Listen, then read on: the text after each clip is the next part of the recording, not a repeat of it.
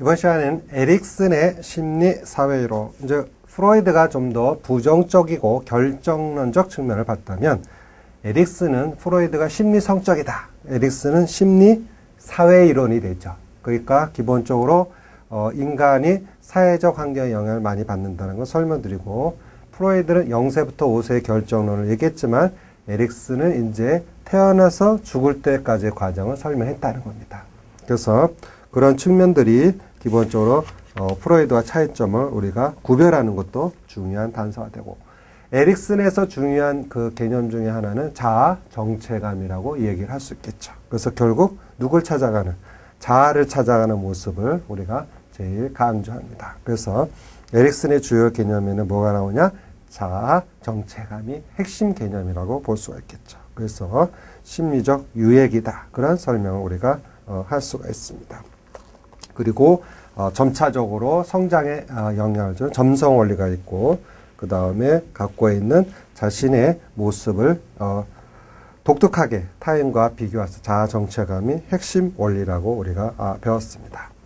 그래서 이제 에릭슨 이론에 갖고 있는 특징에서 발달 단계를 보면 기본적으로 유아기에는 신뢰감대 뭘 갖더라? 불신감을 갖더라는 겁니다. 그래서 유아기 때는 기본적으로 출생에서 18개월까지 프로이드의 구강기에 해당이 된다고 볼 수가 있고, 그러니까 이때 사실 제일 중요한 게 뭐냐면 애착 형성이에요. 애착. 그러니까 엄마가 얼마큼 아이한테 신뢰감을 주느냐가 이 아이가 평생 다른 사람의 관계 속에서 신뢰를 갖느냐 못 갖느냐 이렇게 영향이 되는 거예요. 굉장히 중요한 우리가 단계라고 볼 수가 있는 거죠. 그래서 사실 아이가 0세부터 1세, 0세부터 3세까지의 부모의 이 양육 태도가 굉장히 중요하다는 거 우리가 인식을 가져둬야 되는 겁니다.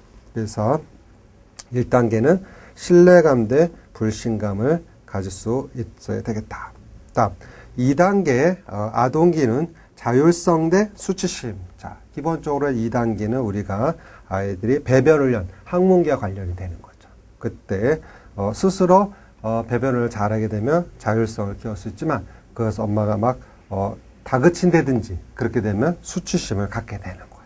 그래서 18개월에서 3세까지의 그런 특징을 우리가 볼 수가 있겠다. 그 다음에 나타나는 게 기본적으로 학년 전기, 학교에 가기 전 단계라고 그러죠. 유익이라고 논다는 시기죠. 그래서 이제 남근기와 관련되는데 주도성 대 죄의식. 뭐냐면 엄마를 사랑하고 싶은데 안 되니까 아빠를 동일시하잖아. 그래서 죄의식이라는 단어가 나오게 되는 겁니다. 그래서 목표 지향적이고 경쟁적인 성향을 갖게 되는 것이 바로 3세부터 6세에 나타나는 특징이라는 거 우리가 알아야 됩니다. 그래서 아이들이 죄의식을 갖게 되면은 나중에 소극적 성격을 갖게 되고, 그 다음에 성적인 무기력해지고 또 불감증 이런 것들이 나타난다. 그 다음 이제 4단계는 이제 학년기. 학교 갔어. 학교 가면 친구들과 잘 어울려서 공부도 잘하고 놀아야 되겠죠.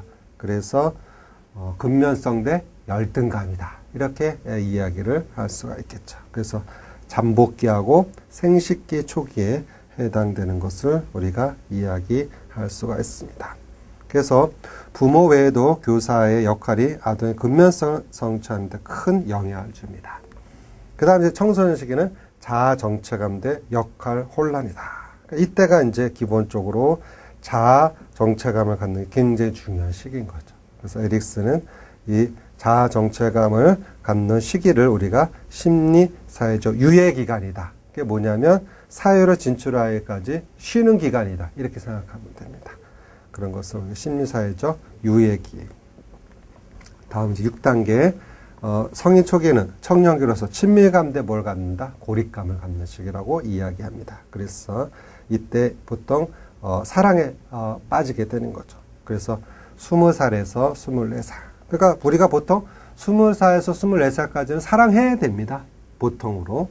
그래서 에릭슨 말에 의하면. 그러니까 그 하나의 사랑할 대상을 만나는 것도 중요한 발달 과업이다. 이렇게 볼 수가 있는 겁니다. 다음 이제 7단계로 하면 성기는 24살에서 이제 65세. 이제는 이제 결혼해서 자녀를 출산하고 돈도 벌고 그걸 생산성이라고 한다. 생산성 대 침체기라고 이야기했다. 그런데 이제 기본적으로 결혼도 못하고 또 자녀도 예를 들어 없고 그럴 경우에 심리적으로 침체감을 갖는다. 그런 얘기입니다. 그 다음 8단계 노년기 자아통합과 절망감. 이때 제일 중요한 게 뭡니까? 죽음에 대해서 준비를 해야 된다. 그래서 지혜가 필요한 거죠. 그래서 에릭슨에 관련된 8단계도 시험에 이제 종종 많이 활용이 되기 때문에 각 단계에 따라 특징을 꼭 알아두셔야 됩니다. 다음, 심리사회 이론에 갖고 있는 비판은 기본적으로 에릭슨에 관한 이러한 발달 단계의 특성이 과학적으로는 좀 근거가 명확치 못하다. 그런 거 우리가 볼 수가 있겠습니다. 그리고 프로이드가 신체 부위 얘기했지만 에릭슨은 기본적으로 바깥에 있는 외부와의 상호작용을 얘기했다는 것을 했지만 실제로는 그렇지 않더라. 그런 것도 볼 수가 있겠다. 그래서 유아들이 자율성을 획득하는 많은 노력이 보이고 그래서 통제 방식의 관계했다 보기는 어렵다. 이렇게 이제 기본적으로 배변 훈련이 자율성과는 관련이 없다. 이렇게도 얘기를 할 수 있다는 겁니다. 심리사회 이론과 사회복지 실천의 연관성. 기본적으로 이 에릭슨 이론은 어디 시기의 아이에 청소년 시기 대상의 클라이트에 많은 영향을 주겠죠. 자아 정체감에 관해서. 그래서 기본적으로 우리가 사춘기 쉽게 말하면 질풍노도의 시기에 백그라운드 된 게 누구 이론이다? 에릭슨 이론이 되는 겁니다. 다음 이제 애들러의 개인 심리 이론은 기본적으로 애들러가 얘기하는 것은 프로이드가 제시한 너무 결정론적이고 그 다음에 인간의 무의식을 얘기했는데 인간은 그렇지 않더라. 기본적으로 인간은 나름대로의 자기의 갖고 있는 그 생활 방식에 있어서 나름대로의 자기의 초점 맞춰 있다는 얘기를 개인 심리라고 이야기를 하는 겁니다. 그래서 프로이드가 너무 지나치게 생물학적 또 본능에 강조를 했다면 애들러는 그런 것이 아니라 생에 갖고 있는 여러 가지 영향들에 대해서 설명을 얘기를 합니다. 그래서 이제 애들러가 제일 강조하는 게 뭐냐면 열등감을 극복한다. 사람은 그거를 얘기한 거죠. 그래서 형제 간의 관계에도 굉장히 성격 발달에 영향을 준다. 이렇게 이제 설명을 하고 있습니다. 애들러는. 그래서 기본적으로 열등감은 어떤 걸 자기가 문제를 해결하지 못했을 때 생기잖아요. 근데 그 열등감이 적절한 열등감이 있으면 참 좋습니다. 왜? 그걸 해결하려고 노력을 하기 때문에. 그런데 안타깝게 너무 열등감이 많으면 포기를 하게 되는 거죠. 그런 것들이 안타까운 경우라고 우리가 볼 수 있다. 그래서 기본적으로 열등감을 긍정적으로 해결하는 과정. 그걸 우리가 뭐라고 그런다? 보상이라고 그러죠. 그걸 뭐라고 그런다? 보상. 그래서 이제 궁극적으로 한 개인은 뭘 추구한다? 우월성을 추구합니다. 그래서 자기의 열등감을 보상을 해서 우월한 노력을 이제 하게 되는 거죠. 거기에 따라서 이제 생활 양식을 제시를 했죠. 그래서 활동 수준과 사회적 관심, 애들의 성격 유형, 자 별표 쳐놓고 이거는 알아두면 좋죠. 그래서 이제 지배형이 있고 또 뭐가 있고 획득형이 있고 회피형, 사회적으로 유용한 유형. 가장 바람직한 것은 개인의 활동 수준, 활동 수준은 건 개인을 얘기하고 사회적 관심은 바깥에 관한 거죠. 그러니까 사회적으로 유용한 유형이 가장 적절한 성격이라고 얘기할 수 있겠지. 근데 이제 지배형은 뭐냐니까 자기에만 초점 맞춰 있는 거지. 그래서 활동 수준은 높고 사회 관심은 낮은 경우죠. 그래서 기본적으로 지배형이라는 것은 그런 얘기죠. 그래서 반사회적이고 남은 신경 안 쓰고 내 것만 갖게 해서 그렇게 되는 거죠.